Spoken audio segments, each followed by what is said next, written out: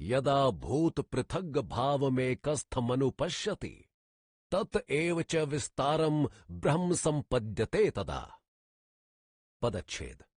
यदा यानी जब, जिस क्षण, भूत पृथग भावम अर्थात चराचर पदार्थों के न्यारे न्यारे भाव को, एकस्थम अर्थात एक परमात्मा में ही स्थित को, अनुपश्यति अर्थात अच्छे प्रकार तत्वपूर्वक देखता है, ततः अर्थात उससे, एव यानी ही, च यानी तथा, विस्तारम अर्थात फैलाव, सृष्टि को, ब्रह्म यानी ब्रह्म को, मोक्ष को, संपद्यते अर्थात प्राप्त हो जाता है, तदा यानी तब, उसी क्षण।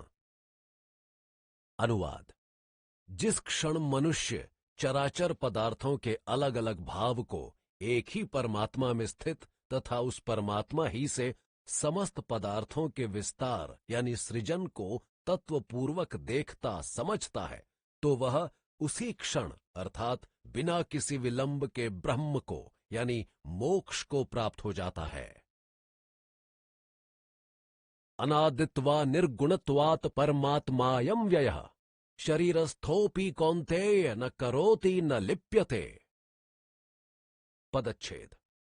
अनादित्वात् बिना आरंभ कारण का होने से, निर्गुणत्वात् अर्थात गुणातीत होने से, परमात्मा यानी ब्रह्म, अयम यह, अव्ययः अर्थात क्षय रहित, नित्य, शरीरस्थः अर्थात देह में रहता हुआ, अपि यानी भी, कौन्तेय अर्थात हे कुंती पुत्र अर्जुन, न अर्थात नहीं, करोति करता है, लिप्यते अर्थात लिप्त होता है।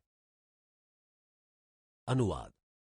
हे अर्जुन, बिना किसी आदि यानी कारण का होने से तथा गुणातीत होने से यह पूर्वोक्त अविनाशी ब्रह्म शरीर ही में रहने पर भी वास्तव में ना तो कोई कर्म करता है न कर्मों से लिप्त ही होता है। यथा सर्वगतम सौक्ष्मयादाकाशम नोपलिप्यते सर्वत्रावस्थितो देहे तथात्मा नोपलिप्यते। पदच्छेद। यथा यानी जैसे, जिस प्रकार, सर्वगतम अर्थात सर्वत्र व्याप्त, सौक्ष्मयात अर्थात सूक्ष्म होने के कारण, आकाशम अर्थात आकाश, न यानी नहीं, उपलिप्यते अर्थात लिप्त होता है, सर्वत्र यानी हर स्थान पर, अवस्थितः अर्थात स्थित हुआ, देह यानी शरीर में, तथा वैसे उसी प्रकार, आत्मा अर्थात जीवात्मा, न अर्थात नहीं, उपलिप्यते अर्थात लिप्त होता है। अनुवाद। जिस प्रकार सर्वत्र व्याप्त आकाश सूक्ष्म होने के कारण पृथ्वी जलादि के गुण दोषों से लिप्त नहीं होता अर्थात प्रभावित नहीं होता, उसी प्रकार आत्मा शरीर में सब जगह रहते हुए भी अत्यंत सूक्ष्म एवं गुणातीत होने के कारण शरीर के गुण दोषों से तनिक भी प्रभावित नहीं होता। यथा प्रकाशयत्येकः कृत्सनम लोकमिम रविः क्षेत्रम क्षेत्री तथा कृत्सनम प्रकाशयति भारत। पदच्छेद। यथा जैसे, प्रकाशयति अर्थात प्रकाशित करता है, एकः यानी एक अकेला, कृत्स्नम अर्थात संपूर्ण को, लोकम संसार को, इमम इसको, रवि अर्थात सूर्य, क्षेत्रम अर्थात क्षेत्र प्रकृति को, क्षेत्री क्षेत्र में रहने वाला पुरुष व आत्मा, तथा यानी वैसे ही, कृत्स्नम अर्थात समस्त को, प्रकाशयति अर्थात आलोकित करता है यानी सत्ता स्फूर्ति देता है, भारत, हे भरतवंशी अर्जुन। अनुवाद।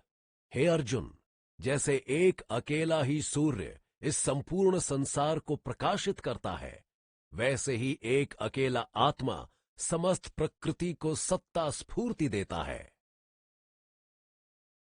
क्षेत्र क्षेत्रज्ञोरेव मंतरम ज्ञान चक्षुषा भूत प्रकृति मोक्षंच ये विदुर्यान्ति ते परम। पदच्छेद। क्षेत्र क्षेत्रज्ञो अर्थात क्षेत्र प्रकृति तथा क्षेत्रज्ञ पुरुष व आत्मा के एवं यानी इस प्रकार अंतरम यानी भेद को ज्ञान चक्षुषा अर्थात ज्ञान नेत्रों द्वारा भूत प्रकृति मोक्षम अर्थात पदार्थ रूप कार्य सहित प्रकृति से छूटने के उपाय को च यानी और ये यानी जो विदुहु अर्थात तत्व से जानते हैं यान्ति प्राप्त होते हैं ते यानी वे परम यानी ब्रह्म को। अनुवाद। इस पूर्वोक्त प्रकार से क्षेत्र तथा क्षेत्रज्ञ के भेद को यानी इस भेद को कि क्षेत्र जड़ विकारी क्षणिक व नाशवान है तथा क्षेत्रज्ञ चेतन अविकारी नित्य व अविनाशी है और पदार्थ रूप कार्य सहित प्रकृति से छूटने के उपाय को जो मनुष्य ज्ञान नेत्रों द्वारा तत्व से जानते हैं वे महात्मा जन पर ब्रह्म परमात्मा को प्राप्त होते हैं। ओम तत्सदिति श्रीमद्भगवद गीतासूपनिषत्सु ब्रह्म विद्यायां योग शास्त्रे श्री कृष्णार्जुन संवादे क्षेत्र क्षेत्रज्ञ विभियाग योगो नाम त्रयोदशोऽध्यायः। ओम नित्य स्वरूप उस परमात्मा को नमस्कार। श्रीमद् भगवद गीता रूपी उपनिषद एवं ब्रह्म विद्या तथा योग शास्त्र विषयक श्री कृष्ण और अर्जुन के संवाद में क्षेत्र क्षेत्रज्ञ विभाग योग नामक 13वां अध्याय यहां समाप्त होता है। श्रीमद्